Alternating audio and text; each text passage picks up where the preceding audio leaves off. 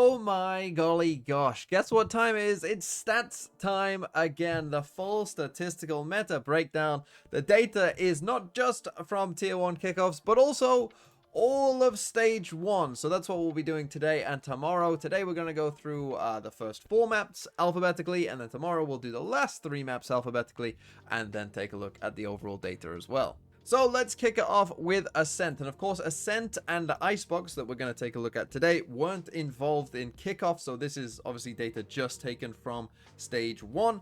So there are less games overall, of course, of these maps. But in we go anyway. So Ascent, this is out of 96 comps. What I'm going to show you on this first slide, if you've never seen one of these videos before, is you're going to get the kind of most played comps, and then one that maybe is a little bit different here as well. So these were some of the most played comps, and what's interesting about Ascent is there was really no one comp, you know, unlike Ascent of old, where, you know, 50, 60, 70% of the meta was the exact same comp.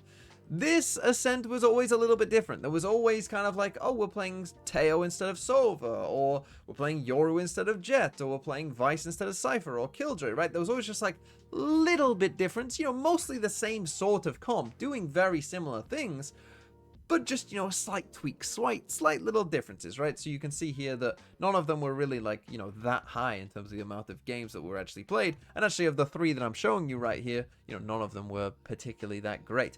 You know, you do have the double Senti, which, you know, is a bit of a different comp here. This was the most popular of the double Sentinel comps, but that also didn't do too well. The next slide I'm going to show you is an archetype slide. So this is when, you know, you've got different kinds of comps, right? So for instance, the double Sentinel comp is a different kind of comp than the double Initiator comp. And this is what this kind of looks like of the different archetypes. So in red here, you've got the pick rates, right? So you've got kind of the old meta, double Initiator, you know, normal stuff here was still 62% overall of the pick rates here. Then the next popular was double Senti and etc.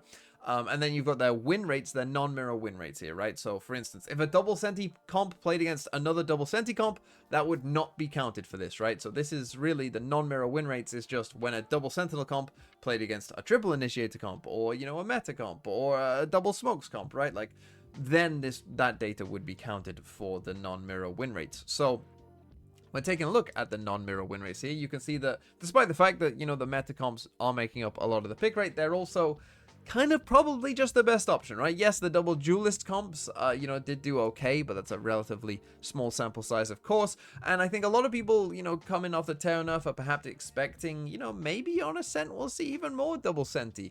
You know, maybe this number will rise. Well, overall, in terms of the win rates of double Senti, so far it hasn't been doing that great. And then the final slide that I'm going to show you here for each of the maps is about the agents' individual pick rates and non-mirror win rates. So here we've got a selection of agents that had a certain amount of pick rate or non-mirror games. And you can see here that, oh, like for instance, your Omen pick rate, extremely high. Again, you've got the percent and the numbers in brackets here. And then again, the non-mirror win rate. So for instance, Omen played, you know, 5 games where one team had Omen and the other team didn't have Omen, and Omen won 4 of those games. Here are all of the stats. And if we take a look at just like kind of what's going on, interesting to me, you know, you might not instantly assume this, but this was kind of one of Teo's actually better maps overall. And yeah, you might not instantly assume that Ascent would be that, but Teo did pretty well on Ascent. And for a lot of the Ascent data, if you're looking at it here, right, there isn't like too much to read into it, because a lot of these agents are like 1 game below 50% or 1 game above 50%. Other than, you know, you might look at Waylay and be like, whoa, Waylay's winning a lot. Well, yeah, because that's because G2 were playing Waylay, and G2 probably could have played any duelist they wanted to, and probably also would be winning a decent amount of their games. So let's move then on to Fracture, and Fracture, of course, is rotating out now. So this is the last time probably this year that Fracture will be involved in one of these videos. But let's take a look at all of the Fracture data that we got. So this is out of 176 team comps overall, and the most popular one by quite some distance actually was this one. There was a lot of Breach Teo on this map, and the most popular version with that was playing Brim Neon. Now, of course, Brim as well was very popular. The second most popular comp is this one, where you just swap out Neon for a Raze. And then here at the bottom, I've got something that is a little bit different, where you're playing double duelist, but that only had 5 games. I mean, the meta archetype here on Fracture, as we'll see now, I was 91% just essentially playing double Initiator, mostly Breach Teo, it's almost not even talking about, because we're literally talking about like 1 or 2 games, you know, maybe 3 or 4 games, 5 games for the double duelist here. But other than that, it was basically all double initiator. And that bears out in the agent data as well, where we've got, you know, certain agents like Brim and Breach just getting picked, you know, so much that, you know, the non-mirror data barely doesn't even count. Teo is better option than Fade on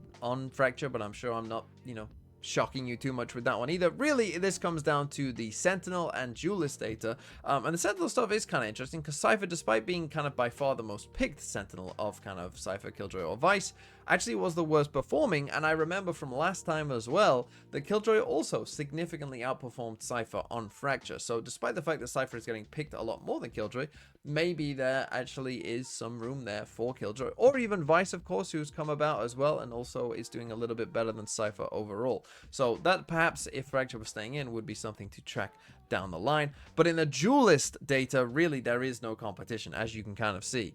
Despite the fact that Neon and Raze have pretty similar pick rates, play Neon. Don't play Yoru, but definitely play Neon. Moving on to Haven, and what's interesting about Haven is the single most played comp is actually not a kind of normal meta comp, but it is the Fnatic ISO Yoru comp, and actually was doing pretty well, as you might expect.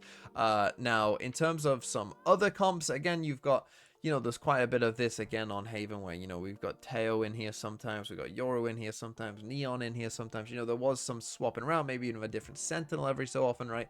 Those kind of things did happen on Haven. But in terms of the archetypes, again, we get something quite interesting, where the meta comps, you know, those kind of old school Breach Sova or, you know, Breach Teo type stuff, was 60% overall of the pick rate, but win rate, not so good. Right, didn't do so well against some of the other stuff. So, for instance, the Fnatic type comps, you know, were a quarter of the meta overall, but had a better win rates than the metas. And shockingly, I literally could not believe this when I was going through it, but the double Sentinel comps, out of nowhere, somehow have an insanely high win rate. Now, I don't, at least, you know, expect Haven to be a kind of double Sentinel map. Like, you know, it's not, I think, how most people read that map, but yeah, shockingly, double Sentinel did really well so far. And so maybe with the Teo nerf, I would expect maybe the Fnatic comps to maybe rise up a little bit.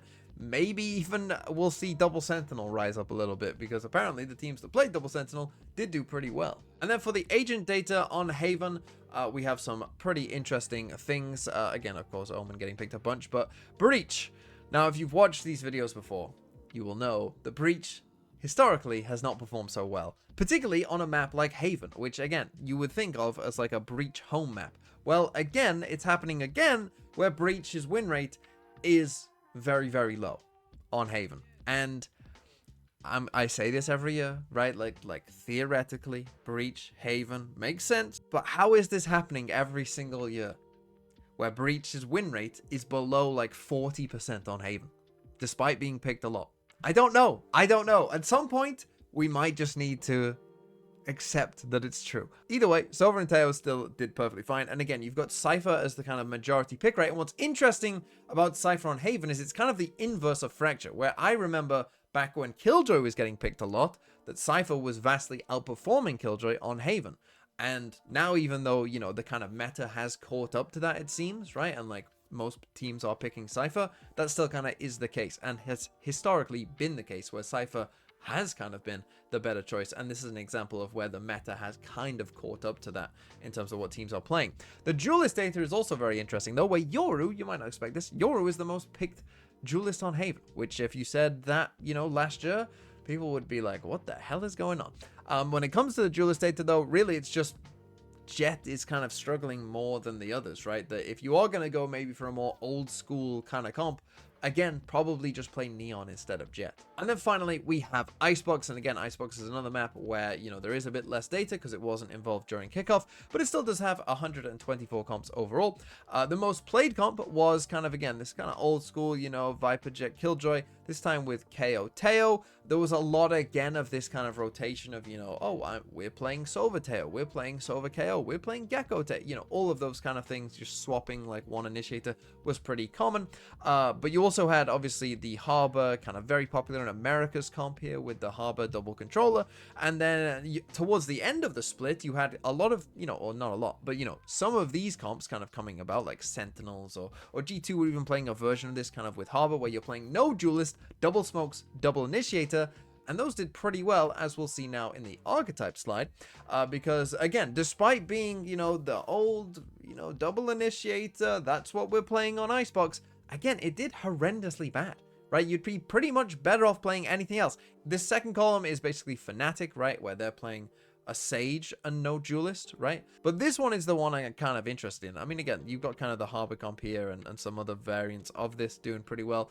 But I do kind of wonder whether we will see more of this, where we are seeing kind of more, particularly Omen. We saw teams like Sentinels playing it and finding some success with that as well, and some other teams as well playing this kind of, no Duelist with Omen, and it didn't lose a non-mirror game. And then in terms of the agent win rates here as well, it kind of tells a similar story to what we just saw before, where, yeah, the initiators, it's like you can chop and change them. They're all like 1, or 2 games above or below 50%, like not too much to read into.